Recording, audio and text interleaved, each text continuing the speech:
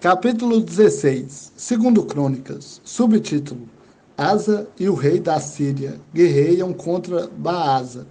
No 36º ano do reinado de Asa, Baasa, rei de Israel, atacou Judá e fortificou Ramá, para que ninguém pudesse sair nem entrar no território de Asa, rei de Judá. Então Asa tirou a prata e o ouro dos tesouros do templo do Senhor e do palácio real, e enviou mensageiros a Ben-Hadad, rei da Síria, que morava em Damasco, dizendo: Façamos uma aliança entre nós, como houve entre meu pai e o teu. Eu te envio prata e ouro. Vai e rompe a sua aliança com Baasa, rei de Israel, para que ele se retire de mim. Ben-Hadad deu ouvido ao rei Asa e enviou os comandantes dos seus exércitos contra as cidades de Israel, os quais feriram Ijon, Dan, Abel-Maim e todas as cidades celeiros de Naphtali. Quando Baasa soube disso, parou de fortificar Ramá e não continuou sua obra. Então o rei Asa reuniu todo o Judá, e eles levaram as pedras e a madeira que Baasa tinha usado para construir Ramá, e Asa construiu Geba e Mispá com elas. Naquele mesmo tempo, o vidente Anani veio falar com Asa, rei de Judá.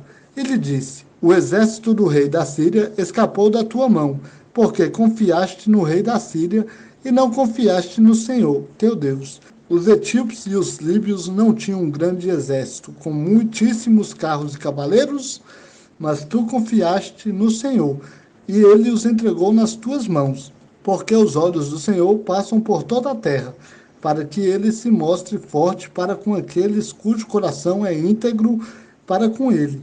Procedeste loucamente nisso, pois agora haverá guerras contra ti. Indignado contra o vidente, Asa lançou-o na prisão, porque ficou enfurecido contra ele por causa disso.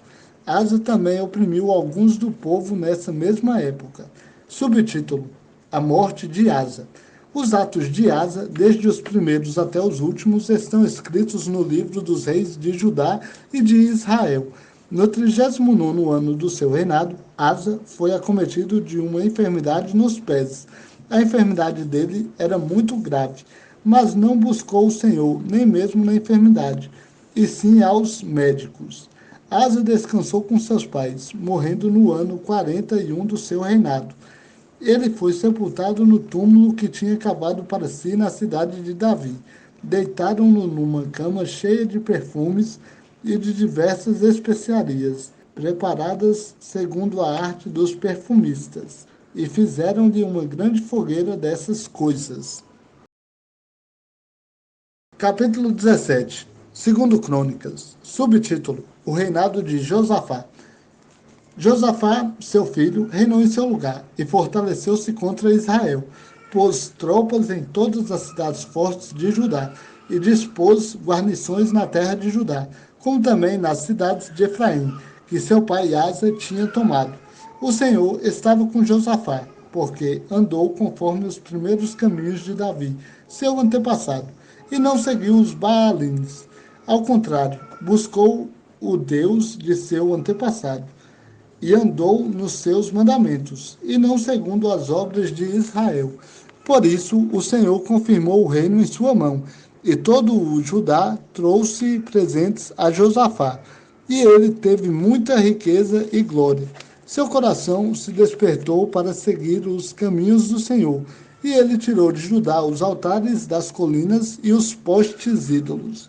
No terceiro ano do seu reinado, ele enviou os seus chefes Ben-Ail, Obadias, Zacarias, Netanel e Micaias para ensinarem nas cidades de Judá, e com eles os levitas Semaias, Netanias, Zebadias, Azael, Semiramote, Jonatas, Adonias, Tobias e Tobadonias, e com estes levitas os sacerdotes Elisama e Jeorão. Eles ensinaram em Judá, levando consigo o livro da lei do Senhor. Foram por todas as cidades de Judá, ensinando entre o povo. Então o temor do Senhor caiu sobre todos os reinos das terras que estavam ao redor de Judá, de modo que não guerrearam contra Josafá. Alguns dos filisteus traziam presentes a Josafá, e prata como tributo, e os árabes lhe trouxeram rebanhos, 7.700 carneiros e 7.700 bodes. Assim, Josafá ia se tornando cada vez mais poderoso. Ele construiu fortalezas e cidades celeiros em Judá, e mantinha muita munição nas cidades de Judá, e soldados, guerreiros valentes em Jerusalém. Este é o número deles, segundo as suas famílias. Os comandantes de 1.000 de Judá foram o comandante Adná, com 300.000 guerreiros, depois dele o comandante Joanã, com 280.000, depois Amazias, filho de Zicre, que voluntariamente se dispôs para o Senhor, e com ele 200.000 valentes. De Benjamim, Eliadá, homem destemido, com 200.000 armados de arco e de escudo. Depois dele, Josabade, com 180.000 armados para a guerra. Esses estavam a serviço do rei, fora os que o rei havia posto nas cidades fortes, por todo o Judá. Capítulo 18. Segundo Crônicas. Subtítulo: Aliança entre Josafá e Acabe. Josafá tinha muita riqueza e glória, e se tornou parente de Acabe. Depois de alguns anos, ele foi encontrar-se com Acabe em Samaria. Acabe matou muitas ovelhas e bois para ele e para o povo que o acompanhava, e o persuadiu a subir com ele a Ramote-Gileade. Acabe, rei de Israel, perguntou a Josafá, rei de Judá: Irás comigo a Ramote-Gileade? Josafá lhe respondeu: Serei como tu és, o meu povo como o teu povo. Estaremos contigo na guerra. Disse ainda Josafá ao rei de Israel: Consulta hoje a palavra do Senhor. Então o rei de Israel ajuntou 400 profetas e lhes perguntou: Devemos atacar Ramote-Gileade ou não? Eles responderam: Sobe, porque Deus a entregará nas mãos do rei. Porém, Josafá disse: Não há aqui mais algum profeta do Senhor a quem possamos consultar? O rei de Israel respondeu a Josafá: Ainda há um homem através de quem podemos consultar o Senhor, mas eu o odeio, porque nunca profetiza o bem a meu respeito, mas sempre o mal. É Micaias, filho de Imlá. Mas Josafá disse: Não digas isso, ó rei. Então o rei de Israel chamou um oficial e disse: Traze aqui depressa Micaias, filho de Imlá. O rei de Israel e Josafá, rei de Judá, vestidos de trajes reais, estavam assentados cada um no seu trono, na praça da entrada de Samaria, e todos os profetas profetizavam diante deles.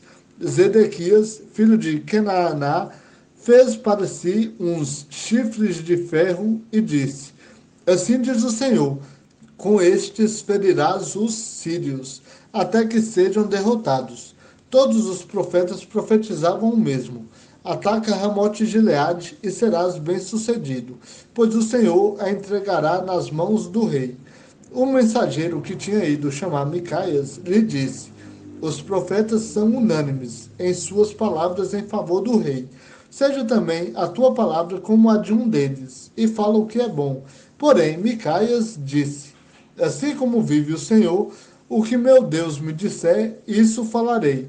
Quando Micaias chegou à presença do rei, este lhe disse: Micaias, devemos atacar Ramote-Gileade ou não?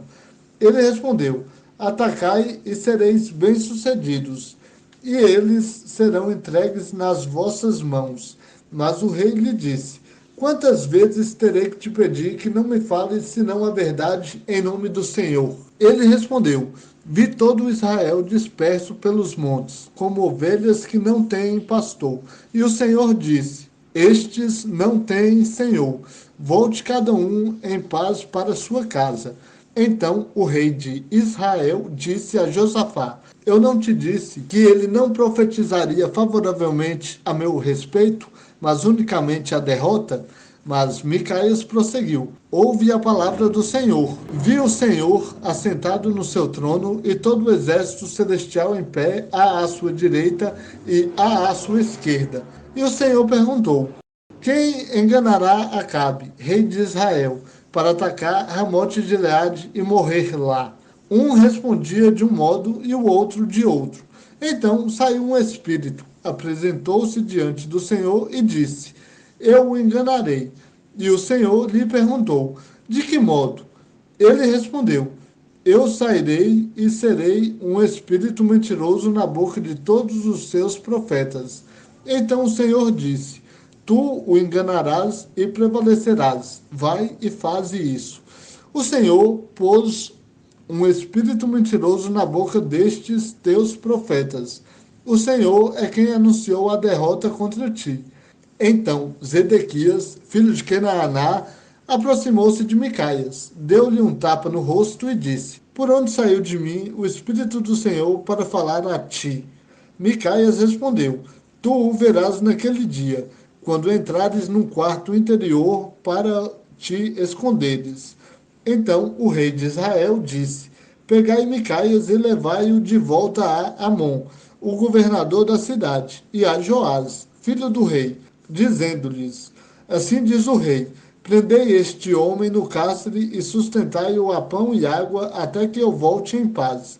Mas Micaias disse: Se voltares em paz, o Senhor não falou por mim.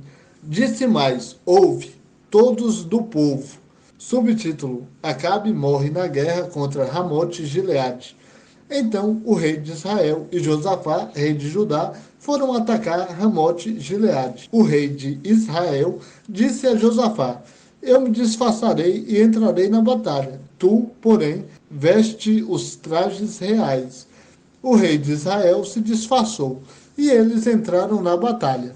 O rei da Síria tinha dado ordens aos capitães dos seus carros: Não lutareis nem contra soldados, nem contra oficiais, mas apenas contra o rei de Israel. Então, quando os capitães dos carros viram Josafá, disseram: Este é o rei de Israel. Viraram-se para lutar contra ele, mas Josafá clamou, e o Senhor o socorreu e os desviou dele. Pois, quando os capitães dos carros viram que não era o rei de Israel, desistiram de persegui-lo. Então um homem entesou o arco e, atirando a esmo, feriu o rei de Israel por entre a couraça e a armadura abdominal, pelo que ele disse ao carreteiro: Volta e tira-me da batalha, porque estou gravemente ferido. O combate ficou mais intenso naquele dia, mas o rei de Israel manteve-se no carro, na luta contra os sírios, até à tarde, mas morreu ao pôr do sol.